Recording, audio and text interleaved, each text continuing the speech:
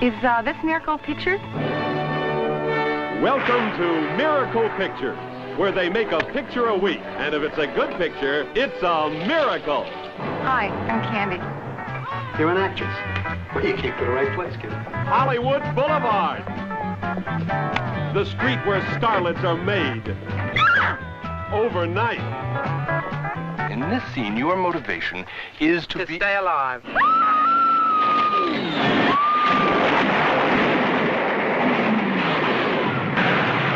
Cut!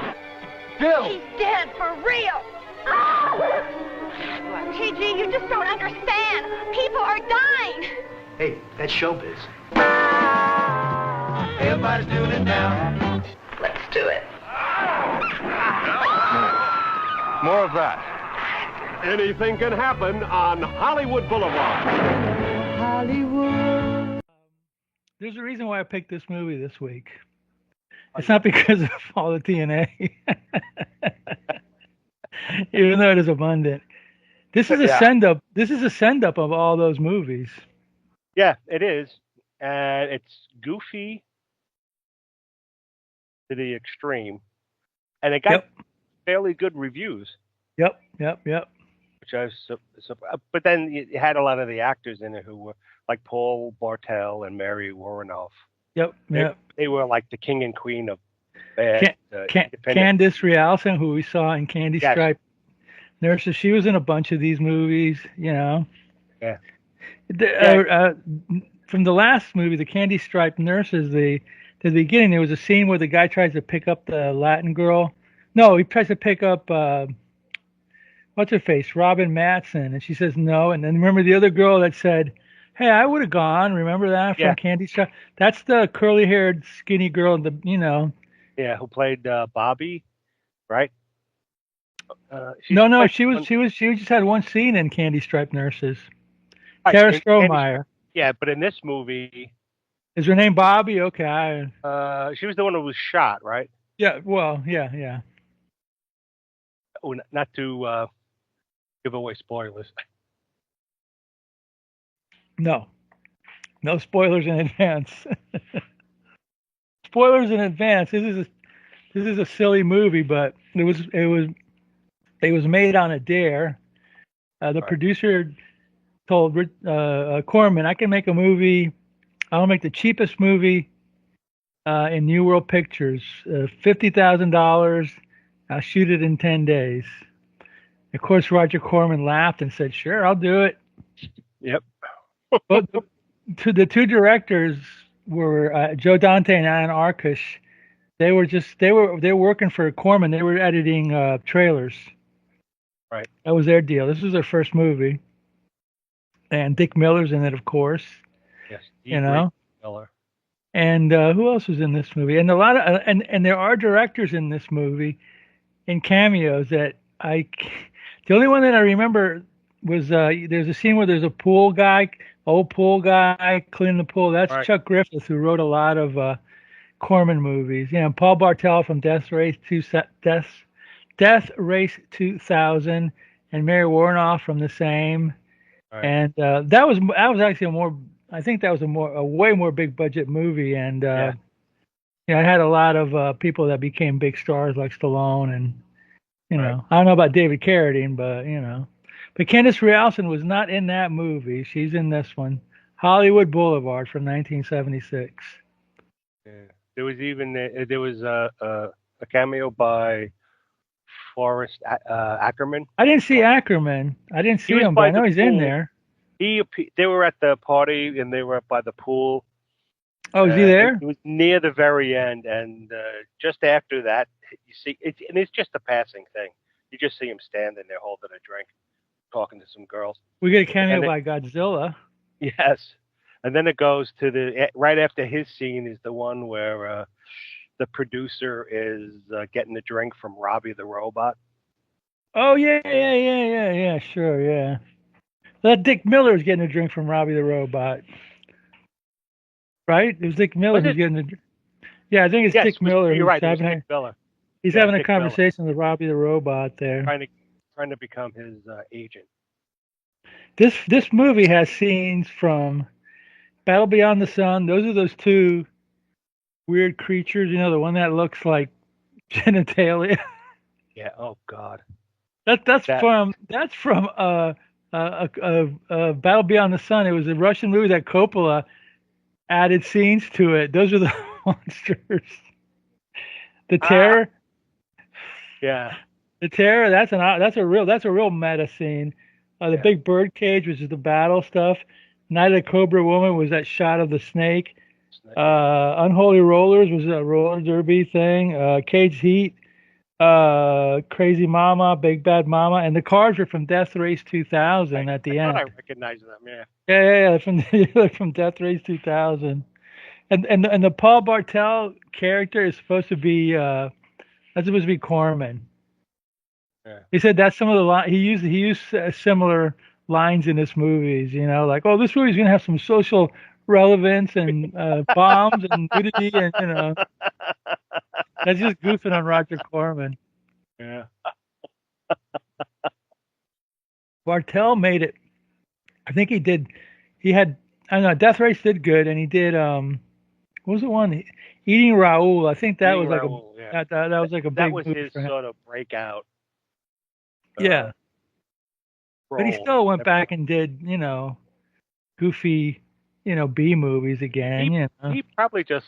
I mean, you could see they were having a lot of fun making this movie. Rock and Roll High School, Yeah. Both him and Woronov were in Rock and Roll High School, if I remember correctly. Yes, yeah. I think she played the principal or something. And Mary Woronov was great in all these movies. What's that other one that I have? Where she was it was almost like this, but it wasn't a send-up. It was called Cover Girl Models. And it's like, I guess you got to make a buck, Yeah.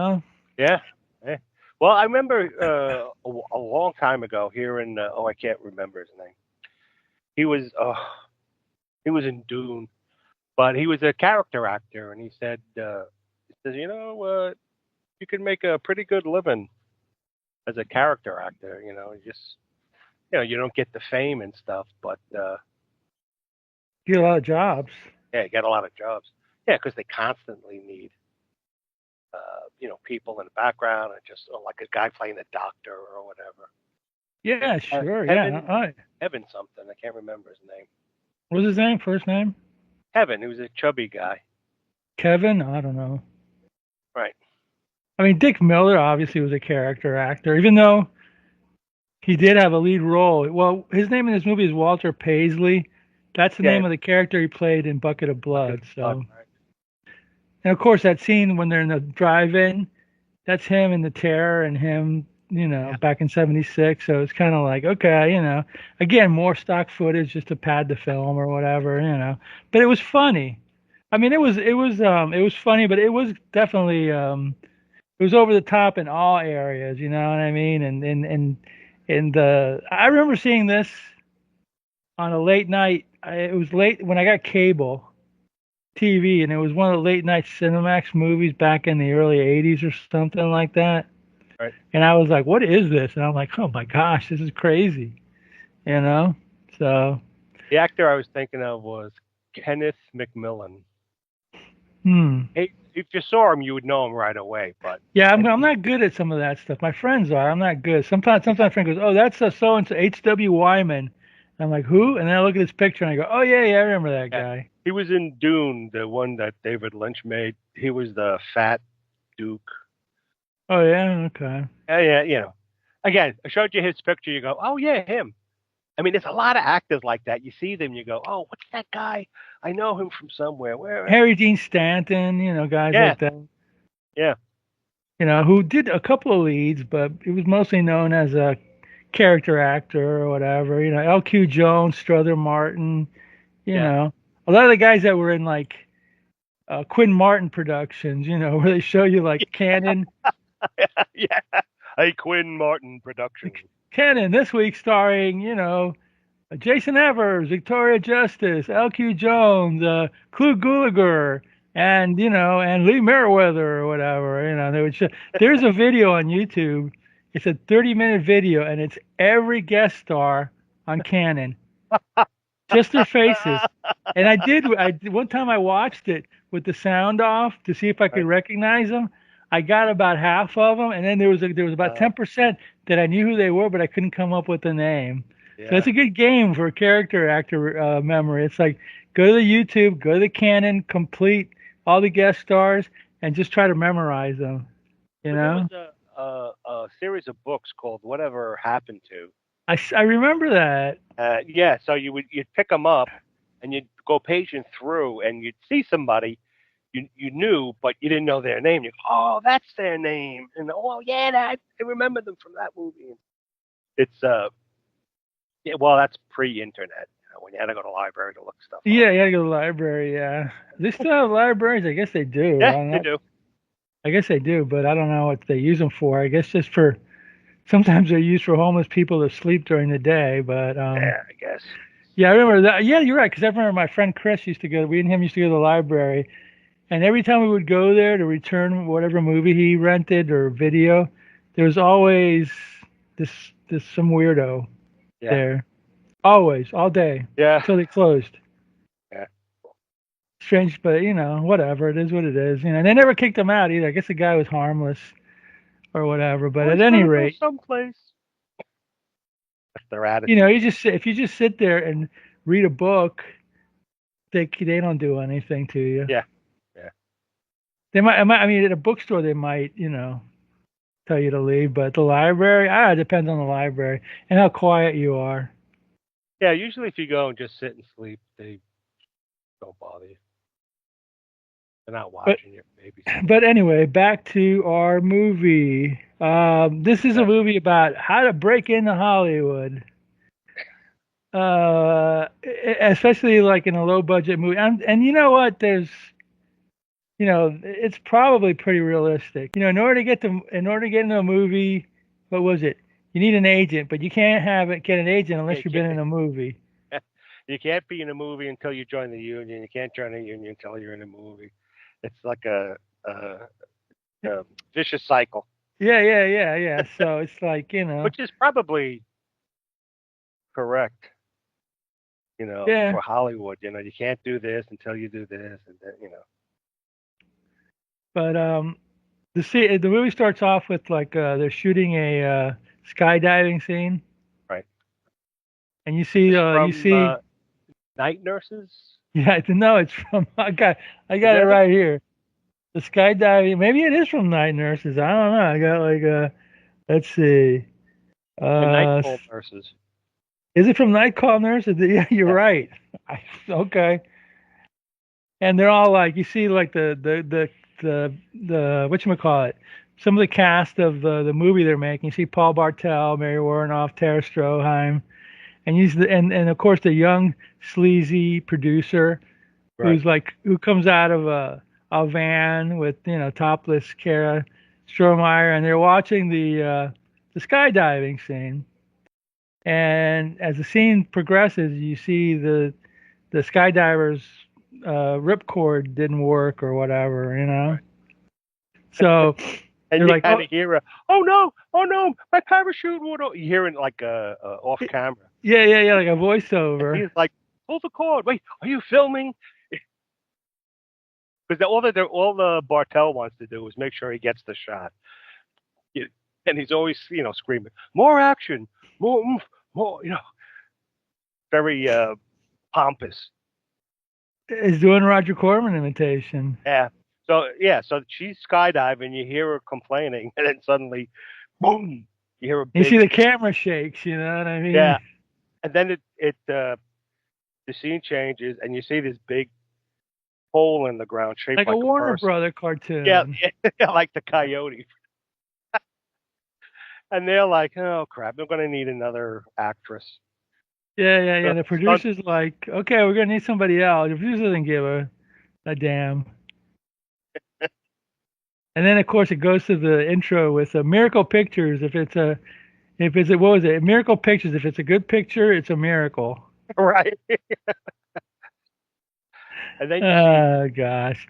Candy right there, this movie's right there, the movie's a comedy, but it does have dramatic scenes in it.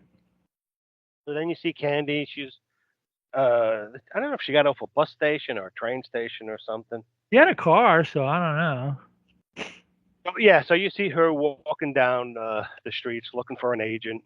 Looking at all the the Walk of Fame or whatever. Her hands are feet in Betty Davis's thing at Grauman Chinese Theater, looking at all the weirdo people. Oh yeah. So then, she's going in that agent. She goes in one, and she's, you don't see her. You just see her going in and coming out. And she goes into one, and she's exasperated and tired. She goes into another one, and she comes out with her shirt torn open, and she's covering herself up and whatever. And then she ends up in Dick Miller's office. at Dick Miller's office. Walter Paisley. Yeah, Walter Paisley, and that's when he gives that speech about you can't work in the movies until you get an agent. Can't get an agent until you work in the movies.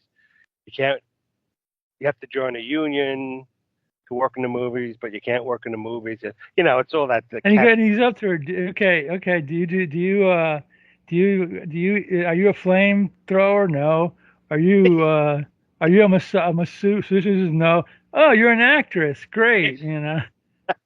And when he's in this, because there's a couple of scenes when you see him in the office, he's always eating something. Because when she first walks in, he goes, "Oh, you're the sandwich girl." No. So then he says, "Well, how do I get an agent?" He goes, "I don't know." "Oh no, how do I get into the movies?" He goes, "I don't know. You get into a movie and then you come talk to me." So it's like, even though he's an agent, she has to do all the work. So then she goes out and she's looking for casting calls in the newspaper, and some guy comes along, all kind of suave and whatever. And he goes, "Hey, you're like the right part. We're looking to shoot a movie. It's a sort of a very realistic." Yeah, they were both at a newsstand looking at a Billboard magazine or something. Newspaper, yeah. Oh, Hollywood Reporter or one of those deals. Something like that. So then he says, "Do you have a car?" Yeah, he convinces her to be in a movie, and she's like, "Oh yes, we'll need a car." "Oh, I got a car. It's a very nice red car. I don't know what kind it is." It looks like one of those like 57 Chevys or something. So then he says, "Well, we're going to do a bank robbery scene, so we need you to be the getaway person." So then, he puts on a ski mask. He drives her somewhere, or she drives him somewhere, and he puts on a ski mask and pulls out a gun. And she goes, "Oh, she startled me. It's very realistic." She says, "Here, you put on the other." He was wearing a nylon stocking, hide his face. So he goes, "Here, you put on another ski mask." He says, but how are they going to see my face?" He says, "We're going for realism." So they pick up another guy, and they go, it says, "All right, pull up there. That's where the bank is." So they go in, they rob the bank, and they come out. Meantime, she's pulled the stocking off so you could see her face, and she's looking around. It's like, "Where are the cameras?" He says, "This is realism. The cameras are hidden and stuff." So they're driving away, and the cops are chasing them. So she avoids the cops, and he goes, "Right, pull over. You're driving crazy. We gotta sort of split up." So the other guy who was with him, he goes, "Right, I'll meet you at the original guy, bank robber, says, 'All right, you leave, I'll split up the money and we'll meet at the rendezvous point.'" So the other bank robber gets out, but he took the money. So then the other robber takes off. Yeah, the other robber takes off in his car, and he runs into it's like a barricade. Police barricade where they shoot him, and then this car rolls over, and I assume he's dead or whatever. And that scene is from Big Bad Mama or something. Crazy Mama. Okay. Yeah. Right. So then he dies in the car accident, and then Candy and the other guy are driving, and he's like, "Okay, pull over, because she goes through the barricade again." Right, the same barricade that the other guy died in. So she drives right through it, crunches up her car, and then he's like, pull over, and then he gets out for some reason, and she runs away, right? She she runs away, and what the hell happens next? She goes back to Paisley, and he tells her, and she tells him what happened. He goes like, Yes. gets a call, and something about they need a stunt driver. Yeah. And so that's They gets a call from Paul Bartel saying they need a stunt driver. So, but when she goes back to the agent, and he's like, "I tell you, you got to be careful of the people out there." Yeah, next time don't take a job unless you got an agent or whatever. Yeah, that's right. That's right. Getting back to the show. So then she does Paul. She arrives, and Paul Bartel says, "Oh, you're the new stunt girl." And Mary Woronov is all like snotty and catty to her and stuff. So then she does the stunt, and they're all happy with her. Yeah, they're all happy with her and stuff. And the guy who's the writer takes a liking to her, and they sort of fall in love. After if at first the guy's making fun of seeing somebody for the first time and falling in love, and then he looks up from his typewriter, and she's there, and they, of course, fall in love on first sight. But then they're having a picnic, and they're getting all hissy and lovey-dovey and stuff. And then a song comes up. That's Captain Cody and the Lost Planet Airman. It's a pretty dirty song too. Yeah, and all words rhyming with truck. And the other word. Yeah, and it's like, what? So then it cuts to a scene. It's a roller derby, and you hear like an overdubbing voice of like, "Oh, I gotta get out of this." That's from Unholy Rollers. Yeah, I gotta get out of this business. I just keep going around in circles, and she's complaining to her friend, and her friend goes, "Well, why don't you be an actress? You're a natural. You pretend to, all the time when you're doing the roller derby." And she's like, "I don't know, maybe." So then some kid runs up. Oh yeah, that's when the other actress comes in. Yeah, right, the brunette. So while they're talking, he asks for an autograph. Asks for an autograph. She gives it, and he goes, "This is what I think of your team." Rips it up, kicks her in the knee, and then runs away. And she goes, "Oh, I got to meet a better class of people." So they, all the actresses, Mary Woronov, the one who plays Candy. What the hell's her name again? Candice Rialson. Candice Rialson. And before that scene, there was an obligatory wet T-shirt scene too. Yeah. So they go. They're on the set. And the producer's got some guy. Okay, let's line them up, and all these girls are all posing, and he goes, "All right, Yeah, we gotta see who's. I forget what the reason. Yeah, basically he needed some extras or whatever. He wanted some hot chicks, and then of course they get into the van with them after they're done, with a wet T-shirt or whatever. Yeah, the producer, PG. Right. That's PG. Yeah. I think when it first starts out, you see him come out of a van with a girl, and I think with that's Tara Stroheimer. With Tara, in the beginning, yeah. So he's they're doing the scene, and then they're all in Dick Miller's office. So it's Mary Woronov, Candice, and the two other ones. Tara Stroheimer and God, what was the lady that played the roller derby? Oh, what was her name? I'll find it out. Anyway, Rita George. Yeah, that's it. Yeah, that's it. Yeah, Rita George. They get offered a women in prison movie in the Philippines. She was dating Dean Martin. Yeah. So they go. It goes. Oh, we got a women in prison movies, and the three girls are all excited. And then Mary Woronov, she's like, "Oh, I don't know. I'm a much better actress. I shouldn't have to do these crappy movies." So then Dick Miller goes, "All right, well, we'll have one of the other girls star in the movie." And then suddenly she gets all jealous. She goes, "Well, I'm, I'll go." And Hold on, Harry. Girls, called you all here to offer you a glorious opportunity. Look out. It is not only a paid vacation in a tropical paradise. It is not only leading roles in a major motion picture. It's a way for Walter to make an extra buck. It is Machete Maidens of Morocco. Miracle Pictures' new super spectacle shot entirely in the Philippines. It's a great script. Feel how much that weighs. Huh? I did this picture already 3 times. Sorry, Walter. Oh, there's a dedicated girl. Walter, if it's a part, I will go anywhere for a part. Shit, I'll go. I've never been out of the country except Tijuana. If you go, I'll go. Let's do it. Great. Well, that's 3 of you. Candy, you can play Mary's part. That's the lead. Okay, Walter. Where's the ticket? So then the first scene that they're shooting is a massacre.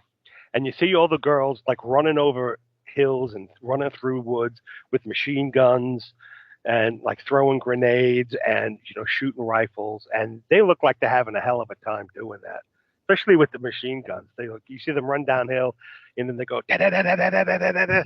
And then it cuts to scenes from other movies where you see the Filipino movies, Big Birdhouse, Big all the guys Dollhouse.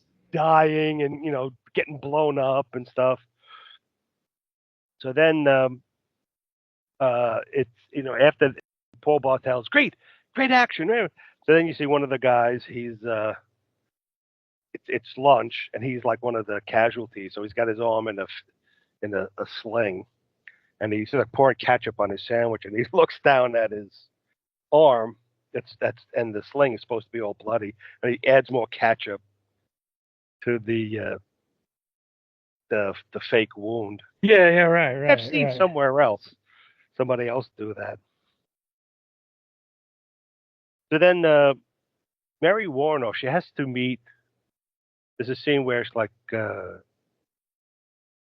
they wanted to do some kind of action with the dog, and so she's trying to be. We talked about how Mary Woronov was pissed that Candice Rialson was going to get the lead role, so that's how come she decided to go into the movie. So she's already pissed off at.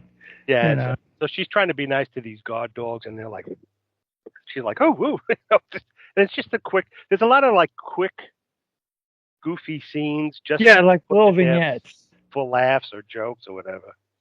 So then they're going to film the scene where Candice gets attacked by these 4 guys, and then Paul Bartel is like, all right, action, and then they start ripping at her clothes and trying to pull her shoes off and stuff. And Bartel's like, hey, let's more action. More action. And she's like, you can tell by her face, she's like screaming, like, she's like really freaked out or whatever. Yeah.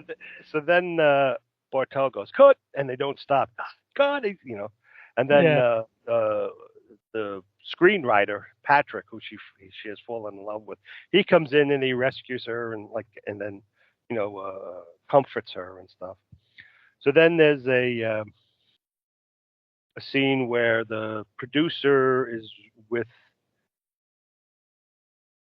He's in bed with. What's her name? With a couple again? of the girls. It's first with the one. He was with Tara Stroheimer. Right, first Tara. time. And then you see the other one, Rita George. She's on the ground sleeping, and then suddenly you hear this snake coming, and you see a picture of a cobra. So she screams and jumps up, and so Tara and the producer, they jump out and they see her, so they like bring her back into their little crappy room. Rita George plays a character called Bobby Quackenbush. That's a name. So anyway. And then there's the obligatory orgy scene, and they're all, kissing and whatever. And then it's Candice, Rita, and Tara. They're all like a sunbathing scene, right? And they're all talking casually while their boobs are hanging out, and then there's one weirdo of the film crew, Scotty. He's always messing things up and getting in the way, and so he's spying on them. And then Rita takes a soda can or a beer can or whatever and nails him in the head with it. And then there's another fight scene where they come out and they're shooting guns and whatever, and the town's and it's taking place at night, I think. Yeah. That's the attack scene where Yeah, from and then another Filipino movie. yeah, and and things are blowing up, and that you see them like come running and then kneel down and like shooting the Tommy guns and stuff, and then during all this fighting and explosions and guys like leaping, when they have an explosion, you have a couple of guys leaping, off those springboards like they're being blown away by the explosion. So It's during either the from the hot box or the big bird cage. One of those. yeah, one of those two. So during that scene, the one who Sarah Strohmeyer, yeah, she gets Jill shot. McBain. Jill McBain was her character, I believe. She gets shot. She gets shot. And Paul Bartel goes, "Oh my God, that was perfect. That was great. That was more than that was so realistic." And then they're looking at her like, "Oh, she's really shot." And then her friend Rita George is like, "Well, we got to call the police." And they're like, "Well, this is the Philippines. There are no police. This is it." So they're all like, the whole film crew is like, well, it's probably like time to wrap up the set and move on. Yeah, just walk away, and then just walk away and leave her. And there. then the kind of like they do a pull shot and it fades to black or whatever. Yeah. So then they're back in Hollywood. Isn't another music interlude there? No, I only remember one.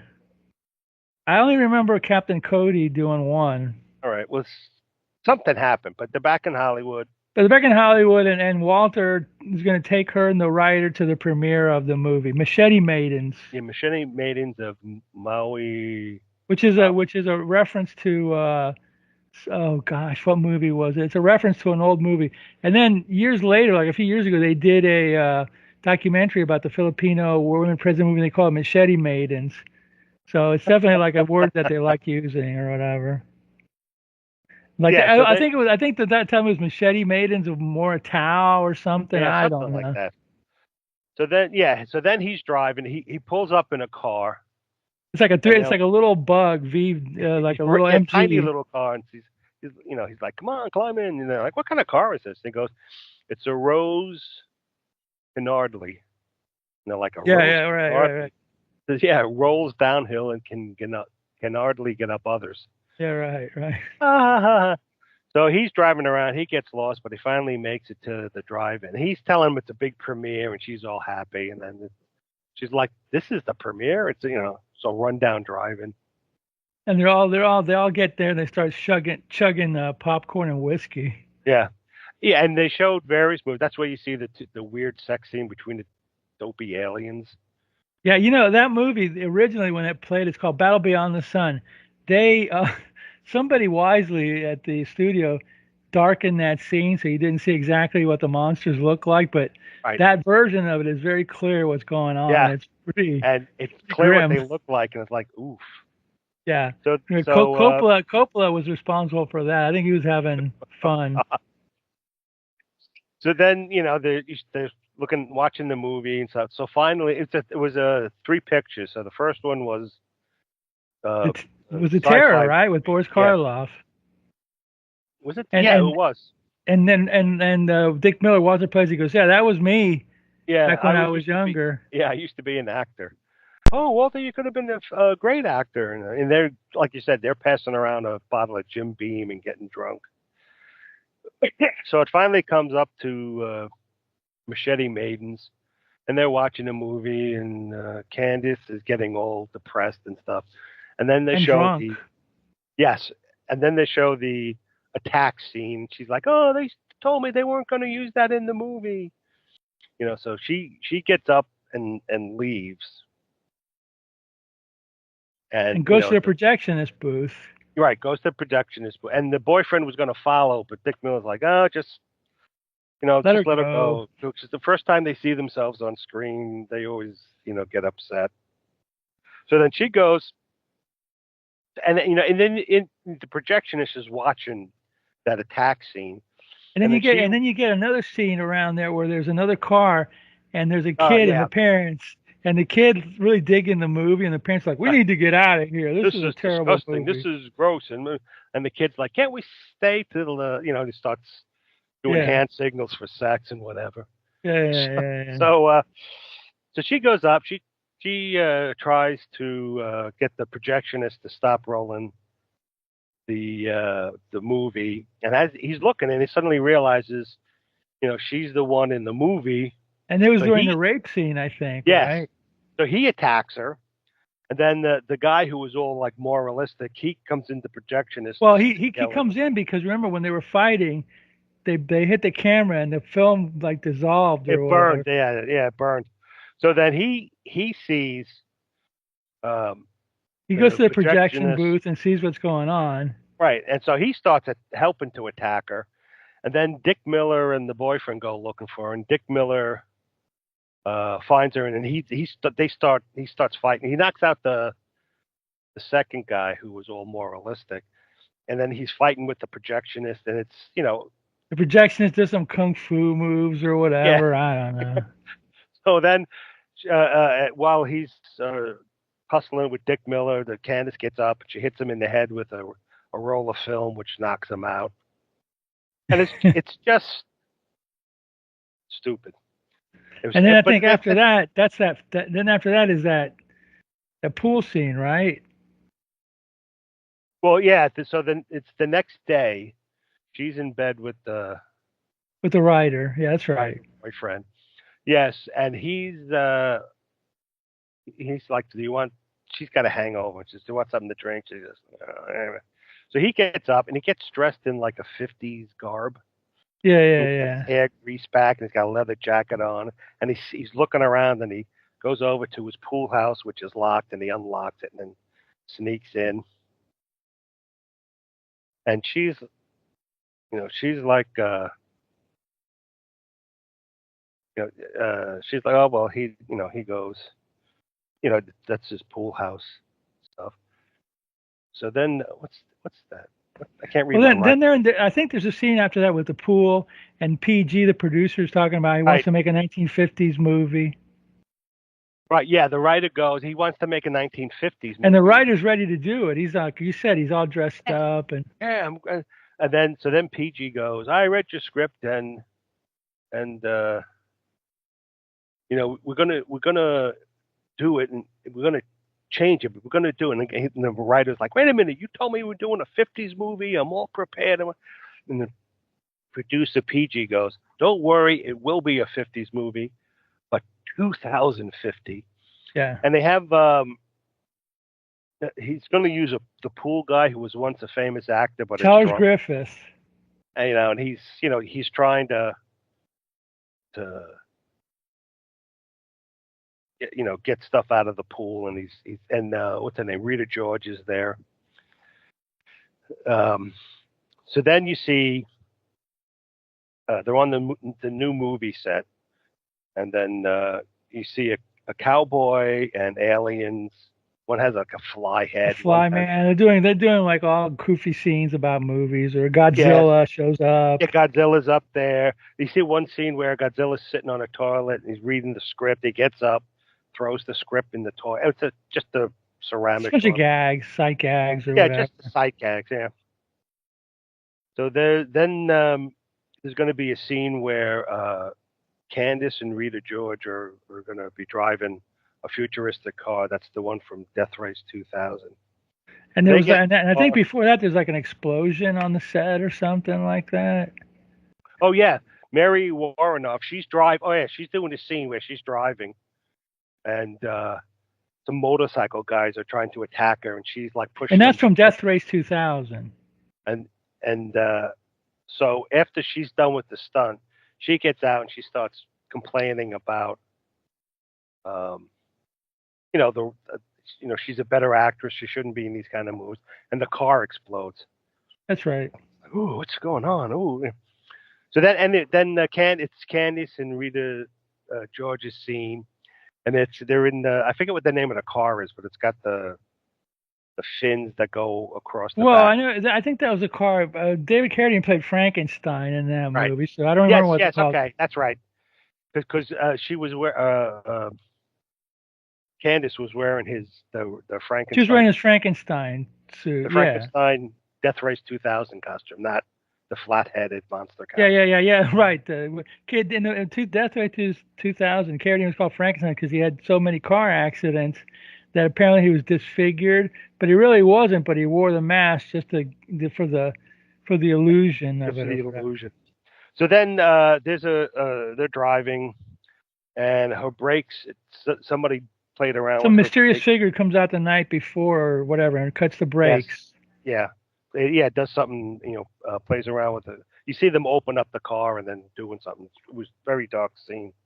So then they're speeding along in the car, and she's like, "There's no brakes," and so there's another goofy scene where Paul Bartel and the cameraman are driving around all crazy, trying to follow them and catch the shot, and at the same time help them. And so it's just again more goofiness, driving around, stupid. Yeah, padding. Yeah, I get it.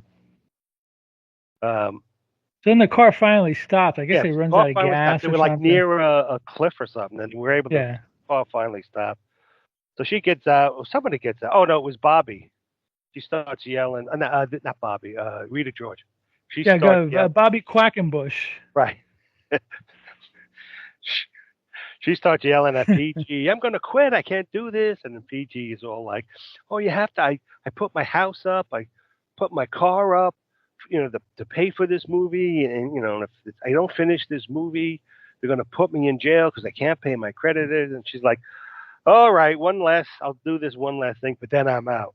So then you see it at night. She gets called at night for a retake on a scene. She's like, "A retake?" So then she goes back down to the set. It's like a western town. So she goes back down to the set.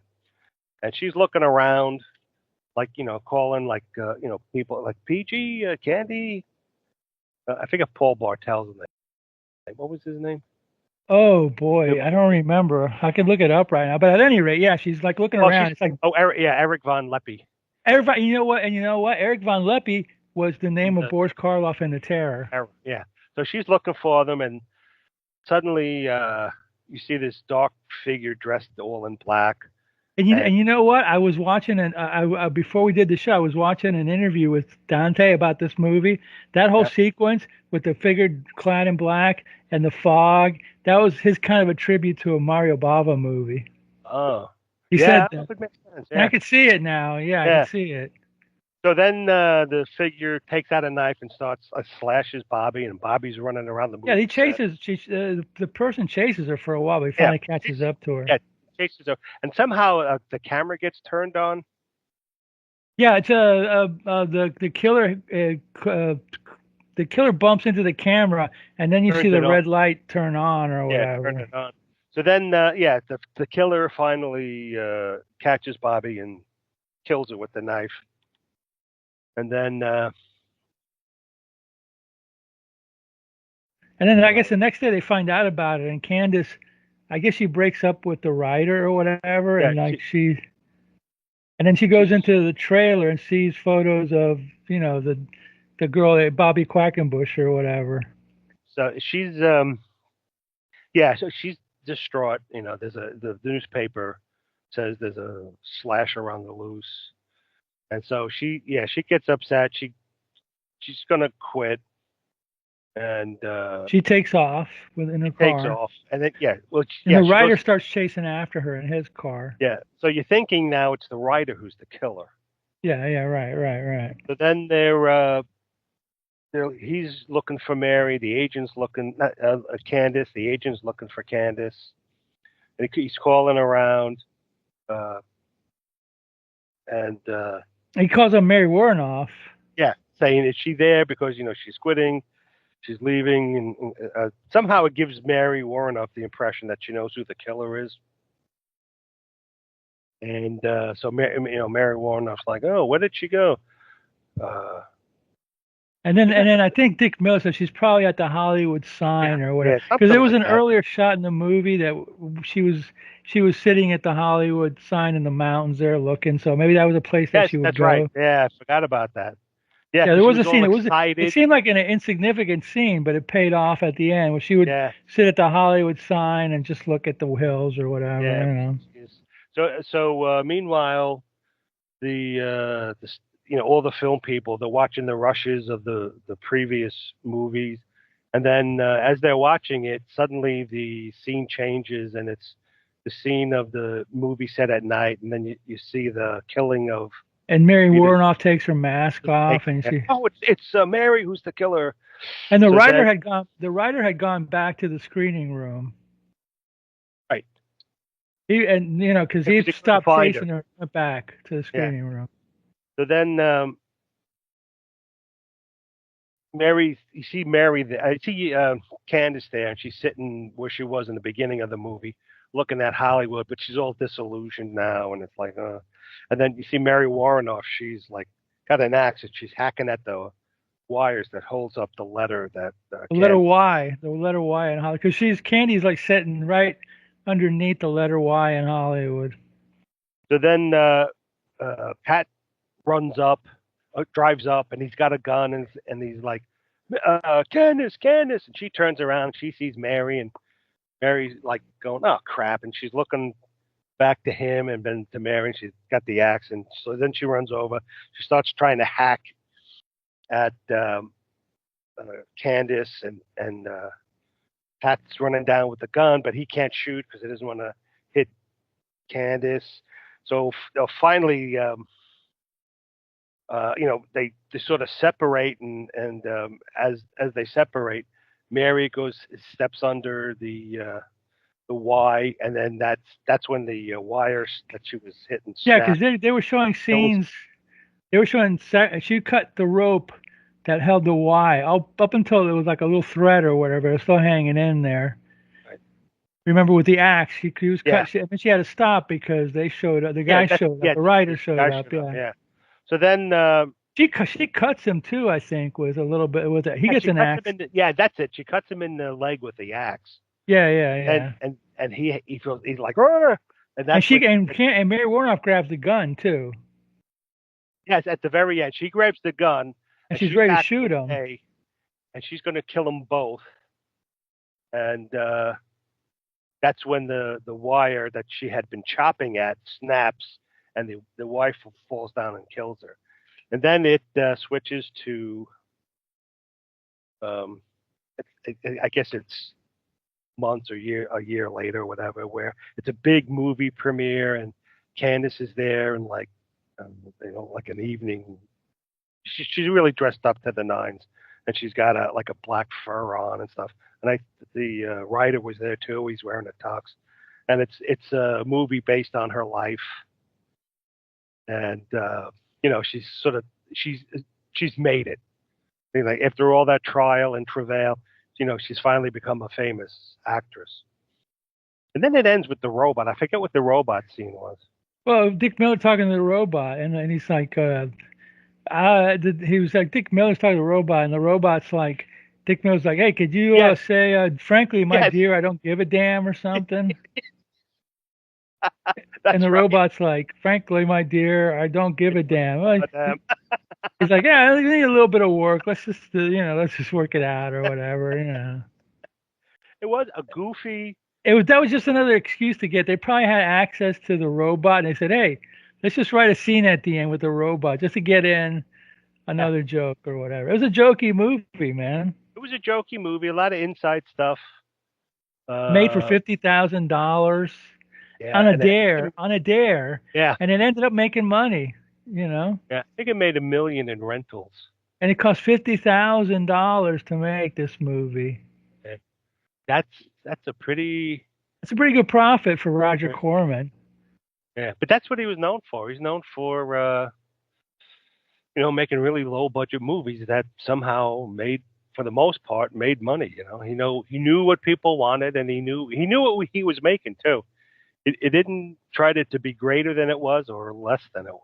No. He always tried to put in something, some pseudo relevant topic in it, but the reality is he knew it was all about action and sex and violence, and he knew what his audience wanted.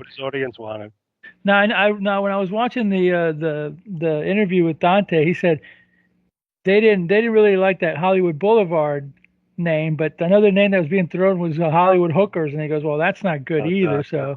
they just went with Hollywood Boulevard because it really doesn't describe the movie, but it is what it is, I saw it on cable, like I said before, Hollywood first time. Boulevard. I mean, Hollywood and Vine, that was popular. That Yeah, was I don't know. I don't know what like the center of where Hollywood is. Hollywood and Vine were, and this, some of this goes back to an earlier time of what was considered, what was like popular for the culture back then. So Hollywood and Vine was like a popular corner where people went to be discovered. I guess. And it just, but it doesn't really describe the movie. Like, whatever. The Big Birdcage is kind of a weird one. Women in Prison might be good. Caged Heat sounds pretty good.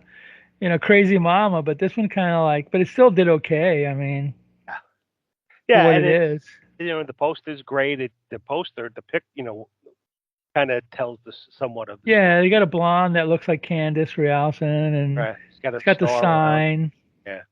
Yeah, those guys knew how to sell it with a poster. Yeah, well, I think for a couple of movies, the poster came first, and then the story. And then since it's Roger Corman, the distributors or the theaters, it's a Roger Corman movie, rated R. Yeah, we know what it's going to be like. Yeah. It's gonna be like, it's gonna deliver the goods, whatever the storyline is. It's gonna be so, they just probably put it on a double bill with some other movie that had come out a year before or whatever. But it did have actors that could act in it. I mean, unlike some movies of this kind where they get like nobodies that can't act, there is talent behind these movies. They're effective actors. Candice Rialson was always good. Yeah. Dick Miller's always good. Yeah. It's mid 70s at maybe its peak as far as I don't know. I'm not sure how far the movies went after 76. I mean, I'm sure they remember because the next year, what happened in 77. Star Wars took over. Oh yeah. Oh, so yeah. I mean, wow. I'm sure they were still making these movies, but Star Wars took over in 77. So this is almost. I'm not gonna say this is an end of an era because they sure did when we were in a prison movie, but they were doing them in the 80s and they were more over the top, like Reform School Girls or whatever. But of the Corman era, after the next year, it was all like, okay, let's cash in on Star Wars. Let's get Star Crash, Battle Beyond the Sun. All that stuff. Yeah, not Battle Beyond the Sun. I forgot what it was called, Battle on the Stars or whatever. Yeah, it was starting. Yeah, I was talking to my friend the other day. We're saying, Star Wars just changed everything. You can tell by when you bought a Famous Monsters. Before Star Wars, it was like Godzilla or his Sin Dun Demon. All of a sudden, it was like Star Wars, and then Superman. So sci-fi and super stuff started becoming more popular or whatever, and took over the imagination. It was almost like was. It's weird. It's almost like a cultural change because it happened. Think about it this way: it happened in music. What happened in 76 and 77, right? Punk. That's what happened. It changed things. Before it was hard rock or prog or whatever. Then all of a sudden it's like punk came in, and then after punk disco came in, so it kind of changed. It's almost like a generational change. For a while. For like in the late 60s, early 70s, it was the hippies had sway, and you had a lot of that. Some of those psychedelic movies, hippie movies. Yeah, then punk came along, and it was entirely different. Yeah, and then in the early 70s, we talked about it before. We had Exorcist movies, you had Dirty Harry cop movies, you had, Good Old Boy, Moonshine, and Burt Reynolds movies. Yeah. And then, this is almost kind of like, I'm sure they made some other, but I don't think they made any more nurses movies after this. I don't know. I think they did do like that Cover Girl Models, which was a similar type of movie, except it was more quote unquote serious. It wasn't a spoof. They did a few things like that, but and then it got towards the end, or the middle end was more like frat boy stuff. Yeah, then Porky's. That's another one that changed the thing. And then the teen comedies started showing up, like The Breakfast Club, and all that stuff. Animal House came out. That changed. Animal House was 78. Yeah, that's another one. Yeah, Animal House. Yeah. But that also Kentucky Fried Movie came out. That was a spoof. Yeah, you still got cheerleader movies. You still got, like, I remember there was one called Hots that was kind of like a cheerleader movie. You still had that. God, yeah. You saw Hots? You remember that? Yeah. That's another cable classic, you know. Yeah, there was Hots, and then there was teen comedies. I guess Corman was in on them, but other studios started cranking them out too. You know what I mean? But yeah, this is a like I said, I saw this back in the 80s, and memorable movie, you know, funny movie. Yeah. You know. Yeah, I'm sure for when you look at it for what it's worth, it's like you know, you see it and you kind of expect one thing. You don't expect it to be as funny as no. it is. No. But yeah, so it's a little step above, and I think that's because they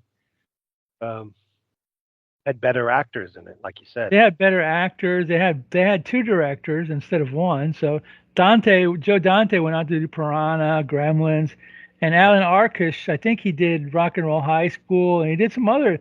I think he went on to more serious movies too. So he had good talent, and the actors were all delivered. You know, they were fine in their roles or whatever. You know, you'll get some movie made by another director with people that are just boring and wooden, and the movie was well paced because the two directors were editing trailers, so they knew how to cut movie, and they knew how to take a movie and make a trailer out. So I always said they knew all the, and they also knew all the scenes in the movies. So I remember they had an interview with both of them on YouTube, and I think they said, yeah, well, we cut a lot of these movies, so we knew, you know, we kind of knew exactly what we could do, you know, because we had experience. So they were able to, you know, I mean, the scenes where the girls are shooting and they cut to the you know, everything blowing up, all the explosions and all that. If you didn't know, you could buy it. I think with like most of the movie, if you didn't know what movie or that it was a cut-in piece, you wouldn't necessarily know it wasn't part of it wasn't like reused film. No, I mean there was one shot where you could tell the film grain was different, but for the most part it looked the same to me. The Death Race 2000 stuff that fit in. You know, I knew it was Death Race 2000, but if you didn't know it, you would go like, oh, and the film looked the same. You know, Mary Woronov looked the same. Right. You know, they still had the cars from the movie, so they could get Candice Rialson to get in the car. They still had the Frankenstein suit, so she could. So yeah, they were pretty clever what they did. And obviously what they did was fluff, but they were pretty clever at it. And they went on to have careers probably because of this movie. Because, like I said, Dante and Arkush, this was their first feature. Mm. So there you go. Yeah, it's worth checking out. We saw it on Tubi. I looked online. I saw it on Plex. On Plex? Okay, I saw it on Tubi. Yeah. It's around.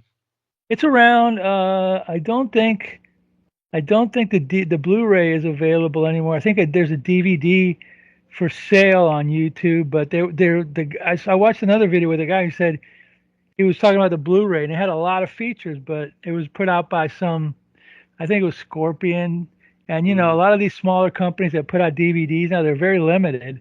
So, you know, they put out like a few hundred and then that's it. Can't find them anymore, you know. So, I mean, it's out there. It's worth checking out. It's if you like this kind of stuff, it's a spoof of this genre. If you don't care about this genre or exploitation in the 70s, you're just going to think it's a stupid movie that's like, you know, got old-fashioned laughs. But if you're like, you know, in on the joke or whatever, it's a good one.